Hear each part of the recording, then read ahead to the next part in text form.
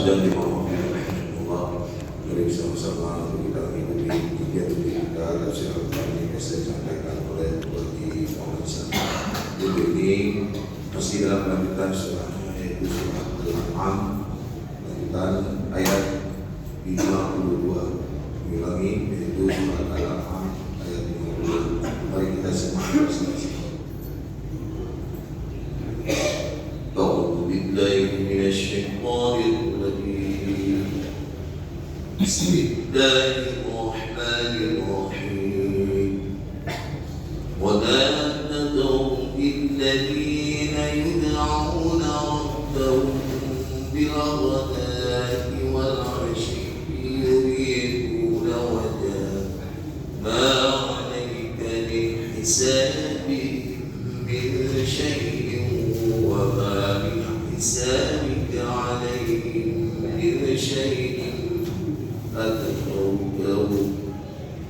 فتذرهم فتكون من الظالمين وكذلك فتنا بعضهم ببعض ليقولوا أهؤلاء من الله عليهم من بيننا أليس الله بأعلم بالشاكرين وإذا جاءك الذين يؤمنون بآياتنا فقل سلام عليكم كتب ربكم على نفسه الرحمة أنه من عمل منكم سوءا بجهالة ثم تاب من بعده وأصلح فأنه غفور رحيم وكذلك نفصل الآيات ولتستبين سبيل المجرمين صدق الله العظيم. Assalamualaikum warahmatullahi wabarakatuh. Innal hamdalillah nahmaduhu wa nasta'inuhu wa nastaghfiruh wa na'udzu billahi min shururi anfusina wa min sayyiati a'malina. May yahdihillahu fala mudilla lahu wa may yudlil fala hadiya lahu. Asyhadu an la ilaha illallah wahdahu la syarika lahu wa asyhadu anna sayyidana Muhammadan abduhu wa rasuluh. Allahumma shalli wa sallim ala hadzal nabiyil karim sayyidina Muhammad wa ala alihi wa sahbihi ajma'in. Amma ba'd. Sekalian Bapak Ibu sidang jamaah yang dimuliakan Allah Subhanahu wa taala, guru-guru kami, orang tua kami yang kami hormati. Marilah sama-sama kita awali kajian pada malam ini. Tentunya kita menyampaikan segala puji serta syukur kepada Allah Subhanahu wa taala atas segala rahmat serta nikmatnya kepada kita sekalian. Selanjutnya selawat dan salam mari pula kita sanjung sajikan kepada junjungan Allah Nabi besar Muhammad sallallahu alaihi wasallam, kepada keluarga dan sahabat beliau sekalian. Baiklah, pada malam ini kajian kita sebagaimana yang sudah dibacakan dan disampaikan, yaitu masih di surah Al-An'am. Kita awali dengan ayat yang ke-52. Insyaallah beberapa ayat kemudian. A'udzu billahi minasyaitonir rajim. Bismillahirrahmanirrahim. Wa la tatrudil ladzina yad'una rabbahum bil ghadati wal 'ashyi yuriduna wajha ma 'alaika min hisabihim min syai'in wa ma min hisabika alaihim min syai'in fatatudahum fatakuna minadh dhalimin.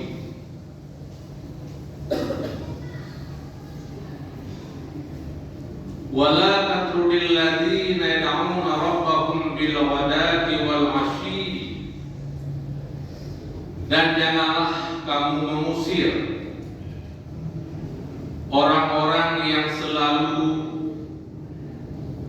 beribadah kepada Allah Subhanahu wa taala pada pagi hari dan pada siang hari. Yuriduna wajhah, mereka hanya menginginkan akan keridhaan Allah Subhanahu wa taala. La syai'a min i'radid dunya, tidak ada sedikit pun daripada kepentingan dunia. Wa humul fuqara, mereka itu adalah orang-orang fakir. Jadi Bapak Ibu sekalian, sebelum kita lanjutkan, sedikit kita sampaikan asbabun nuzul turun ayat ini. Apa sebab turun ayat 52 dari surah Al-An'am ini?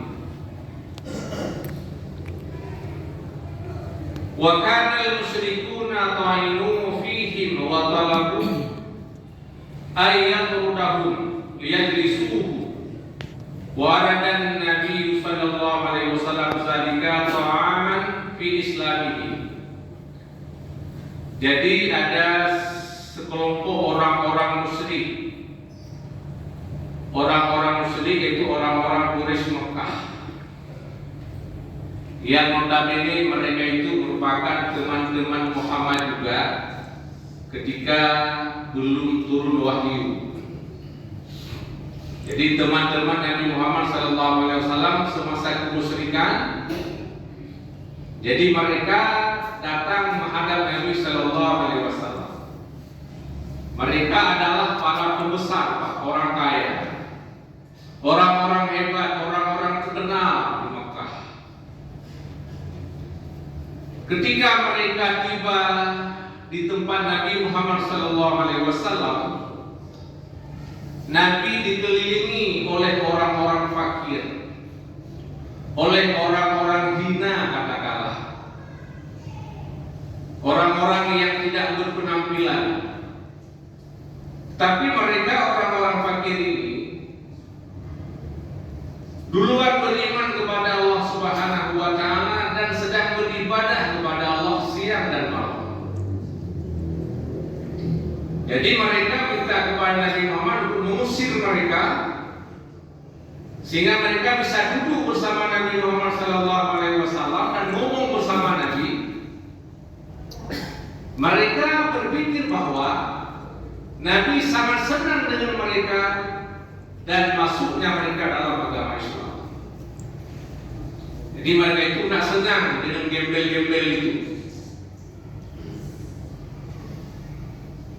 Ketika Nabi hampir-hampir terlena dengan ajakan daripada tokoh-tokoh Quraisy itu, tiba-tiba Allah menegurnya dengan turun ayat 52 daripada surah Al-An'am. Apa kata Allah? Wala tatrudil ladzina yad'una rabbahum bil ghadati wal 'ashyi. Hai Muhammad, janganlah kamu mengusir orang-orang yang selalu beribadah kepada Tuhan mereka, kepada Allah di pagi hari dan di siang hari. Mereka menginginkan hanya keridhaan daripada Allah Subhanahu wa taala. La syai'a min iradid dunya, tidak sedikit pun daripada kepentingan dunia. Mereka orang-orang beribadah. Tidak ada pikiran bisnis dunia dalam pikiran mereka. Janganlah kamu mengusir. Wa hum al-fuqara, mereka itu adalah orang-orang fakir. Ma alaika min hisabihim min syai'in, Tidak ada di atas engkau daripada hitungan mereka sesuatu, dan tidak ada daripada hitunganku di atas mereka sesuatu. Fatatrudahum, maka kamu mengusir mereka. Fatakuna minal zalimin, maka adalah kamu setengah daripada orang zalim. In fa'alta zalika, jika kamu lakukan demikian. Jadi kalau Muhammad sampai mengusir mereka orang-orang fakir ini gara-gara ada pembesar yang datang sementara mereka belum beriman, kamu menjadi orang yang zalim. Maka tidak muslim sekalian, Nabi tidak jadi mengusir mereka. Jadi bagaimana kekinian? Ya, di masjid misalnya, siapa orang yang lebih duluan datang ke masjid waktu sholat 5 waktu dan sholat 5, itulah orang yang pertama menempati shaf yang paling depan. Jangan dengan sebab datang pembesar misalnya, ada pejabat daerah tingkat 2 dan tingkat 1 dengan berbagai macam jabatan di pemerintahan, lalu kita mengusir orang-orang yang pada saat pertama duluan datang karena datang pejabat. Tidak boleh seperti itu. Bahkan tidak boleh pula pada saat pertama itu kita tempatkan pejabat. Ini nama siapa, ini itu siapa. Tidak boleh seperti itu. Siapa yang lebih dulu datang ke masjid, dialah yang menempati shaf pertama. Tidak boleh kita mendahulukan pejabat dan ucapan para pembesar ketika dia datang terlambat. Itu maka Nabi Shallallahu Alaihi Wasallam mengatakan dalam satu hadis tentang shaf pertama.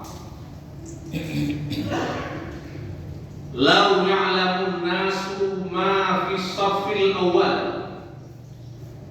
lau ya'lamun nasu ma fi nida wa shafil awal, summa lam yajidu illa ayastahmu lastahmu alaihi.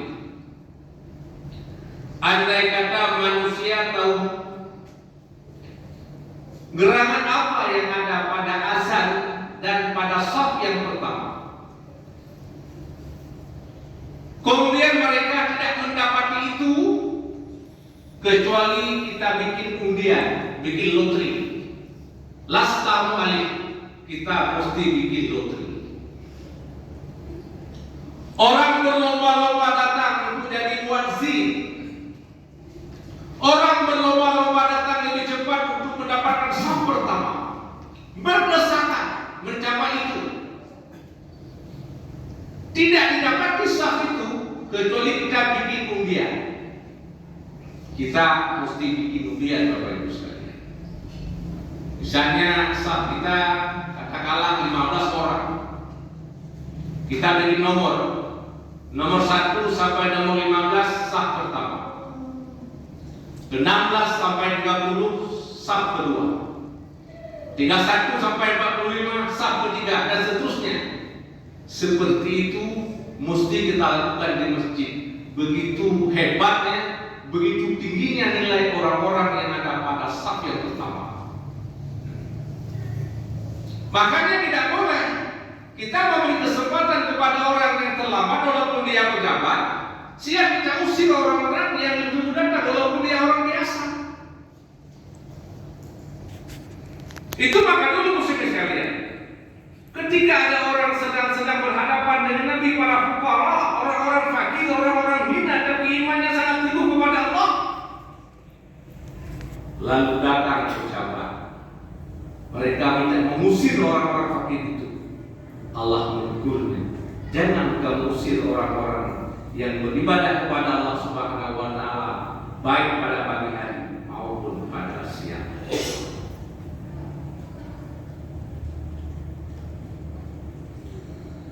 Wa kadzalika fatanna ba'dhum bi ba'd liyaqulu haula'i manallahu 'alaihim min bainina Alaihissallahu alama bisyakirin. Demikian lagi kami coba mereka. Demikian pula kami coba sebahagian mereka dengan sebahagian yang lain. Siapa itu sebahagian mereka dengan sebahagian yang lain? Artinya asyarifu bil wadi, orang-orang yang mulia dengan orang-orang hina. Ya, orang-orang yang mulia, orang-orang yang berpangkat, orang-orang yang punya jabatan, orang-orang yang punya kedudukan dengan orang-orang yang hina, orang-orang rendah. Walabina bil fakiri, dan kami coba mereka orang kaya dengan orang-orang fakir. Ada orang kaya, ada pula orang fakir, muslim sekali.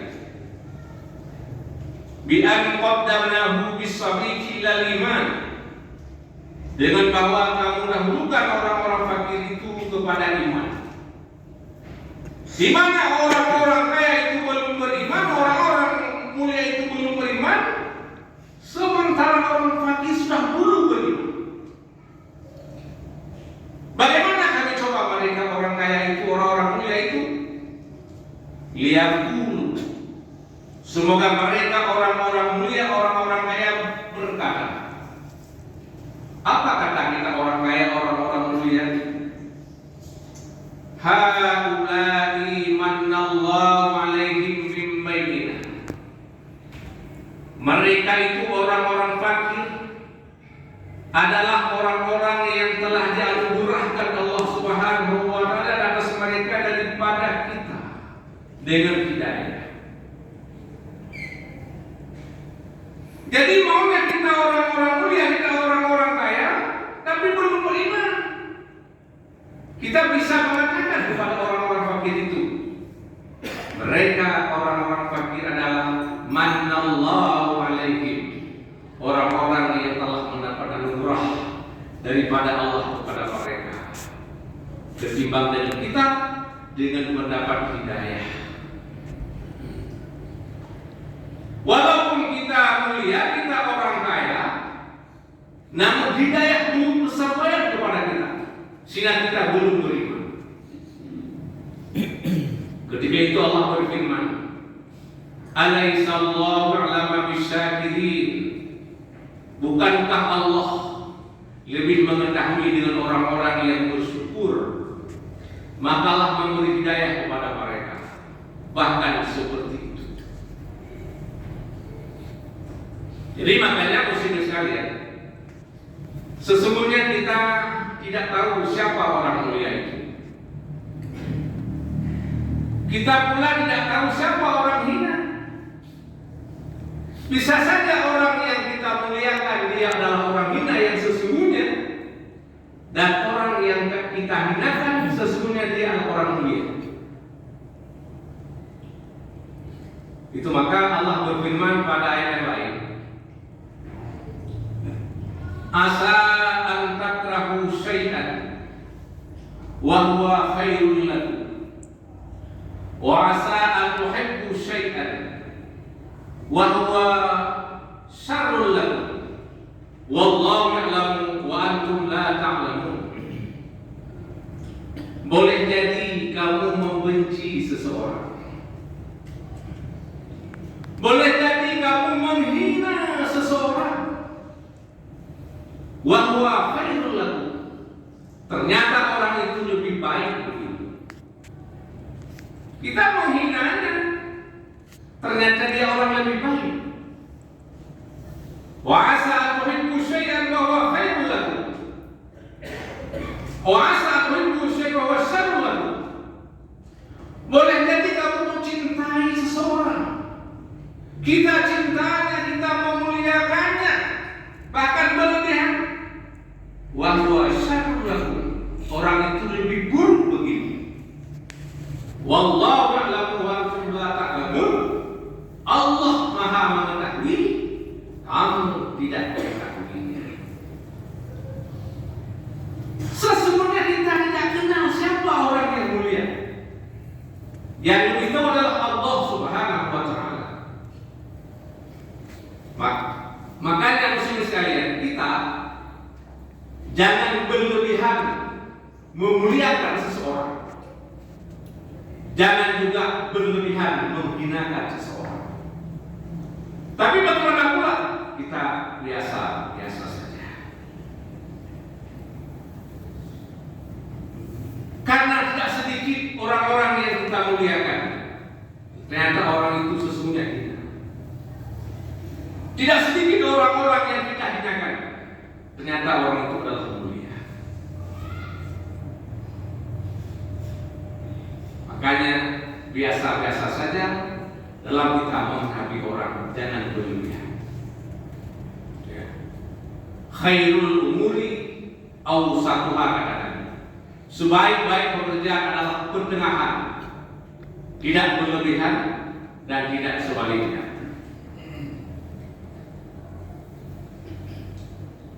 Wa iza ja'aka alladziina yu'minuuna bi ayatina faqul salamun 'alaikum. Hai Muhammad, apabila datang kepadamu orang-orang yang beriman dengan ayat-ayat kami, ya, datang kepadamu Muhammad orang-orang yang telah beriman dengan ayat kami, dengan Allah, dengan Al-Quran, dan dengan semuanya. Juga kepada kita hanya pada datang kepada kita orang-orang yang sudah beriman. Apa kata Allah? Fakullah, maka katakanlah bagi mereka. Ketika datang orang-orang beriman kepada kita, katakanlah kepada mereka, salamun alaikum, selamat di atas kamu. Selamat di atas kamu karena sudah beriman kepada ayat-ayat Allah. Kata rabbukum ala nafsi rahmah, Allah sudah menuliskan, telah menetapkan oleh Tuhanmu dan dirinya akan kasih sayang. Allah sudah menetapkan kasih sayang pada dirinya Allah. Apa itu kasih sayang Allah, Bapak Ibu sekalian?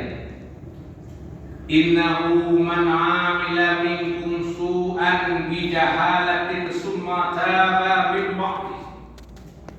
Sesungguhnya orang-orang yang melakukan daripadamu akan perbuatan buruk, melakukan satu kemaksiatan, bijahalatin, dengan sebab kebodohan yang ada padanya. Gara-gara kita ditimpa kebodohan, lalu kita melakukan berbagai macam kemaksiatan. Summa taba min ba'di. Lalu orang itu taubat kepada Allah. Setelah berbuat kemungkaran dan kemaksiatan, lalu taubat kepada Allah Subhanahu wa ta'ala. Ba'da amali anhu, sesudah mengamalkan keburukan itu. Wa aslaha, lalu berbuat baik. Dia istighfar kepada Allah, dia menyesal atas perbuatan itu, dan punya prinsip tidak akan mengulangi lagi kepada perbuatan itu untuk selama-lamanya. Paslah, terus dia berbuat baik, sholat, tidak pernah lupa, puasa seperti itu, zakat, haji kalau dia punya uang, bersedekah, bantu fakir miskin, bantu anak yatim, berkorban, ya, sholat berjamaah, iktikaf, baca Al-Quran, berzikir, dan berbagai macam amal-amal soleh yang lain. Apa kata Allah? Fa innahu ghafurur rahim. Maka bahwa sesungguhnya Allah itu Maha Pengampun lagi Maha Penyayang. Allah sangat sayang kepada hamba-Nya. Ketika berbuat salah, lalu bertobat kepada Allah dan terus beramal soleh, dipastikan bahwa Allah mengampunkan akan dosa-dosanya. Kenapa? Karena Allah Maha Pengampun lagi Maha Penyayang. Wa kadzalika nufassilul ayati Walitastabina sabilul mujrimin. Demikian lagi kami jelaskan akan ayat-ayat Al-Quran. Untuk apa penjelasan itu?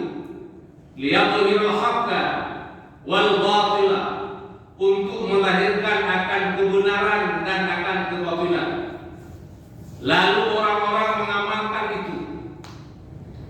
Tujuan apa? Litastabina sabilul mujrimin, untuk menjelaskan akan jalan-jalan orang yang berbuat fasik, dan apa pula untuk menjelaskan jalan-jalan orang yang berbuat taat. Jadi Al-Quran itu muslimin sekalian, penjelasan untuk orang berbuat baik dan penjelasan untuk orang-orang yang berbuat buruk.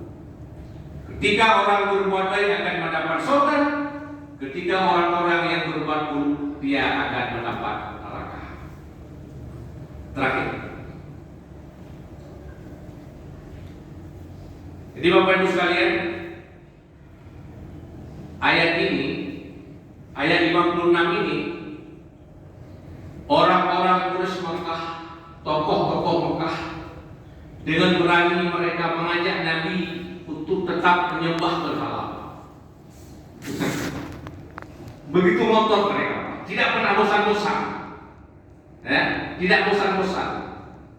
Begitu ngotot mereka mengajak Nabi Muhammad untuk meninggalkan Tuhan Muhammad, untuk menyembah berhala Tuhan-Tuhan nenek moyang kita sebelumnya.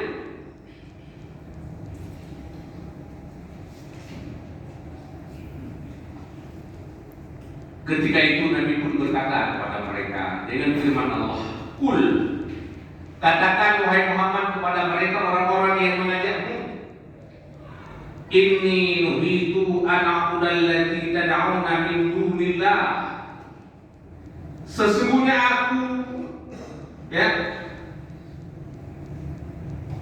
Inni nuhitu, sesungguhnya aku dilarang untuk bahwa menyembah Tuhan yang kamu suruh daripada yang bukan Allah.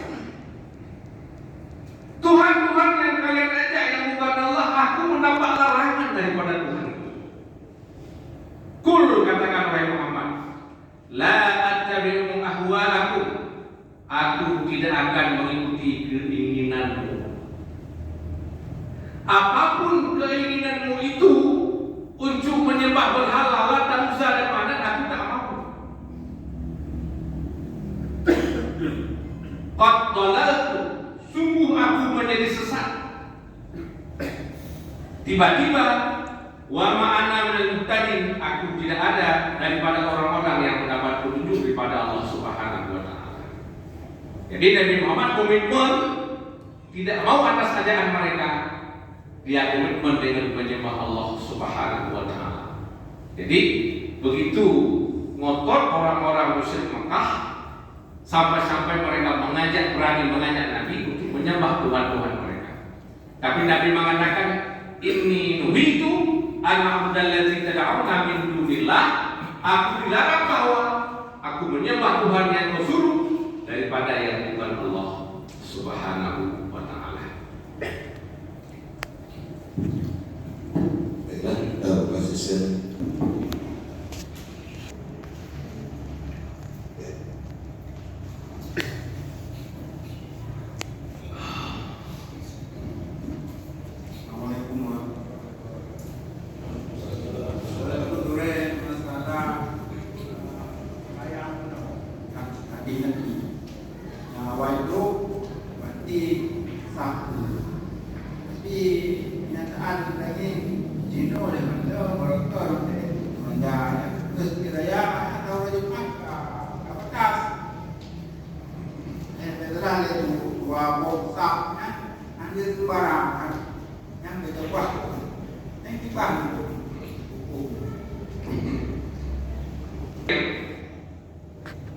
Jadi satu nama kepada siapa? Kepada orang yang datang lebih dulu dari orang itu satu nama. Maka banyak di luar negeri menyuruh berupa-rupa aja bahasa pertama, sampai dibuka juga dunia. Ya maka terus sekalian, nyodok konferensi bahkan konferensi nol sendiri. Ya, mungkin jarang-jarang orang menyampaikan ini, tapi tidak masalah. Dalam pesta perkawinan itu tidak dibenarkan ada ruang makan untuk VIP. Makruh. Yang beda yang aku benar lagi urusan yang beda yang dulu. Yang bukan protokol. Nah. Jadi dimakruhkan dalam pesta perkawinan kapan sama ruangan untuk VIP. Nah yang VIP, nah yang lain. Tak beda-bedakan ruang makan, itu makruh. Tidak boleh seperti itu. Sama. Siapa yang datang ke rumah kita itulah tamu kita. Apakah dia orang kaya, apakah dia orang mulia, apakah dia orang ini, apakah dia orang fakir. Yang sesungguhnya dia adalah tamu kita yang kita undang. Maka jangan kita beda-bedakan pada tempat hidangan. Tanya lagi, bagaimana kalau sudah dilakukan?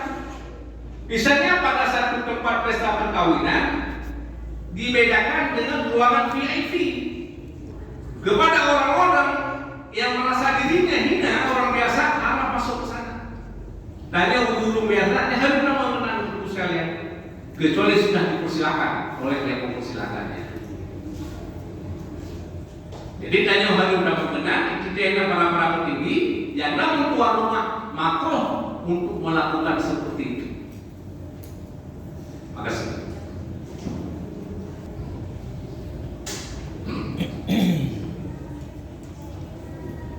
Assalamualaikum. Itu sholat Jumat dan sebagainya. Memang hal itu selalu terjadi. Jadi kalau misalnya di situ kita tidak boleh mengusir orang yang sedang beribadah pagi dan siang.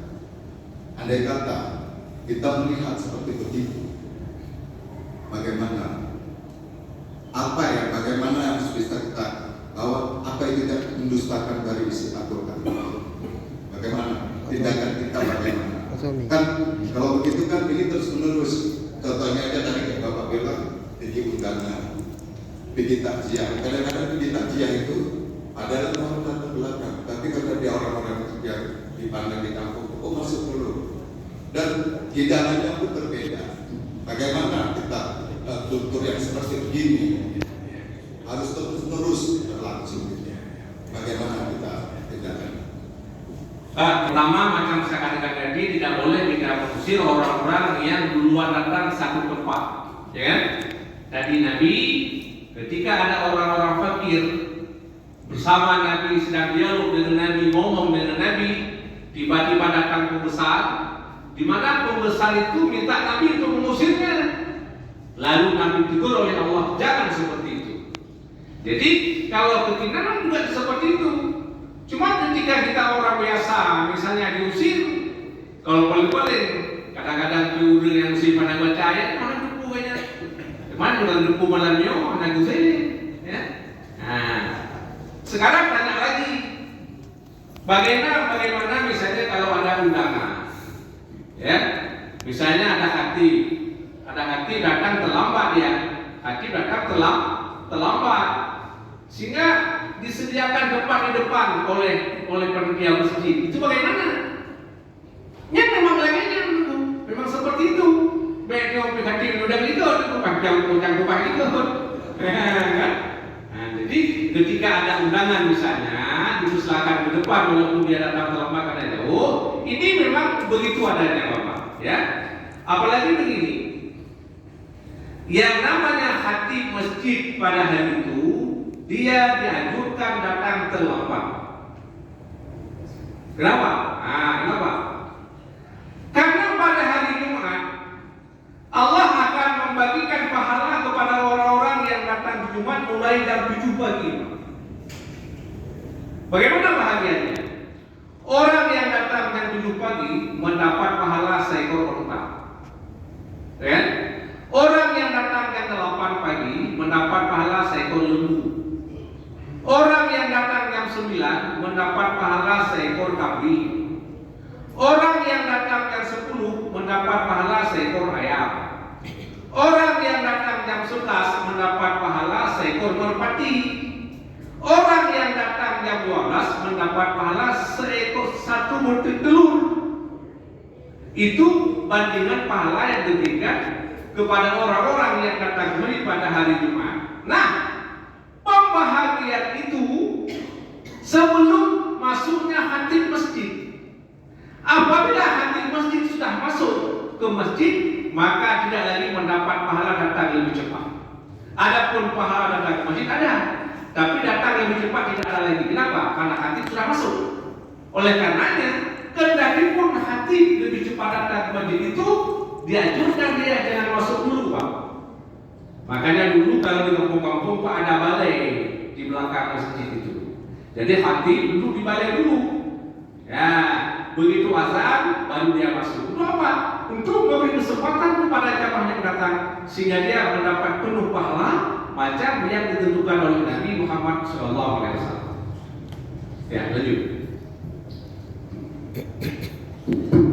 Yang saya maksud ini Pak, itu bukan hati. Kalau tadi kita ada nanti yang kalau kita seperti jamaah ini. Yang saya maksudkan seperti itu. Tapi kalau contohnya misalnya pejabat ya Bapak, ini Pak Camat, Pak Gubernur, udah adalah orang terisi di situ. Tempat disediakan ada diusir lagi orang. Pikir-pikir masuk kosan. Tidak boleh seperti itu. Tidak boleh. Bagaimana cara kita menerapkan ya, budaya yang tidak bagus ini Pak, maksud saya. Bagaimana gitu? Bagaimana gitu caranya? Benar kita paham. Yang pertama, tidak ada karpet merah. Ya, tidak ada karpet merah kepada mereka. Semuanya karpet biru, Pak. Ya, apalagi kita kasih nama, ada nama wali kota, nama bupati, nama dandim, nama datren, itu kan boleh. Ya kan? Kenapa? Karena sah pertama itu pilih siapa? Pilih orang yang datang lebih cepat.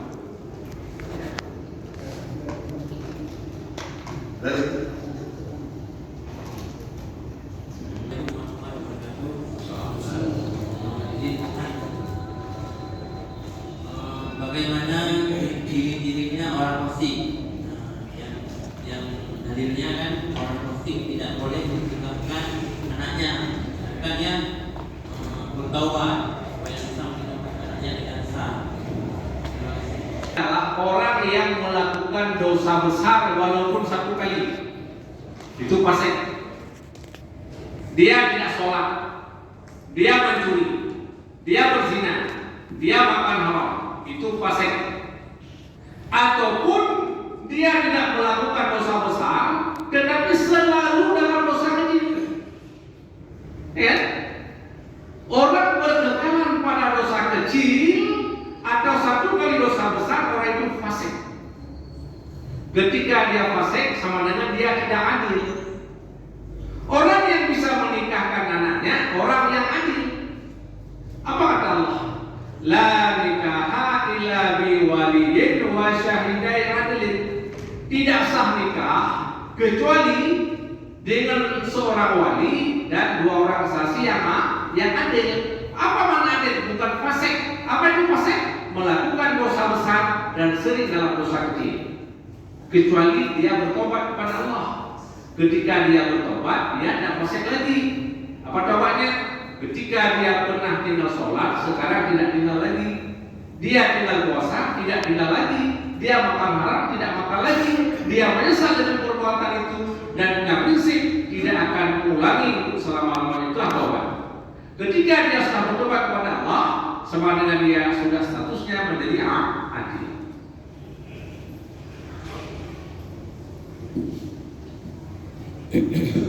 Habis. Kalau masih ada silakan. Ada yang masih bertanya? Mereka di sementara waktu ya.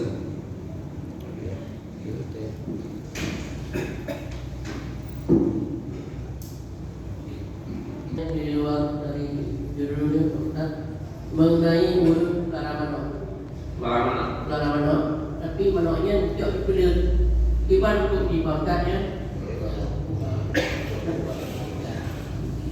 Ular yang menjorok Ular mano anak dosa. Tabal daripada diri anak dosa. Malah berpahala Pak. Ketika ada ular mano agam, kemudian mano agam hidup pokok pada waktu subuh, gede tak gede negara kokoan mano agam berpahala besar. Maka Nabi berkasih berpokoknya ya, kasih mano pokoknya desa, ya kan? Jadi pelarang mano karena dosa, yang dosa pun boleh mano, yang dosa boleh mano kutinju, bubuk sendiri dan dosa, ya. Pertama dia tersiksa, yang kedua di sana ada undian, ada kalah menang, ada hadiah dan sebagainya, itu dosa, ya. Dan itu dosa besar, dosa umurnya. Nah, jadi sampai dia tidur di desa, kalau mana ada siapa? Ada siapa kalau mana nanti kemudian. Ini lagi loh.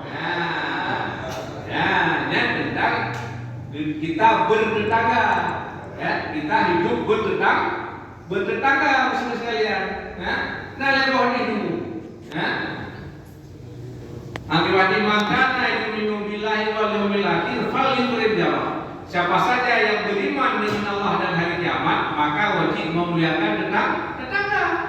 Mulia tetangga betul dua emilenya wan monya, dua monya, dan tu dua kuasa betul monya, beda bawa dua monya, tetangga. Banyak buah pun masih kadang buah orang kami betul mau bawa monya. Malah dua jangan buang sampah di sini itu. Hanya buang sampah orang Indonesia tu tak buang sampahnya. Bahkan yang berlalu itu siapa yang buang sampah di sini? Anjing. Ibu anjing kau buang sampah sampai ke hilang tu, sampai dulu. Terus kita. Padahal itu kalau kami ada sampah lihat, kemudian ambil, kemudian buang. Buang di mana? Buang pada tempatnya. Beda buang di rumah. Tidak mau dah saya mampir di rumah kita. Ada itu rumah mungkin dan sebagainya. Yang kita bertetangga. Maka Nabi juga burung yang beriman dengan Allah dan beriman dengan orang kiamat wajib memuliakan tetangga jangan tersakiti. Sampai Nabi pun berpikir bahwa kita mendapat warisan daripada tetangga. Begitu besar hak tetangga dan urus sekalian. Nah, bahkan tanya lagi ada dosa zina. Dosa zina yang paling besar dosanya adalah zina kita dengan tetangga.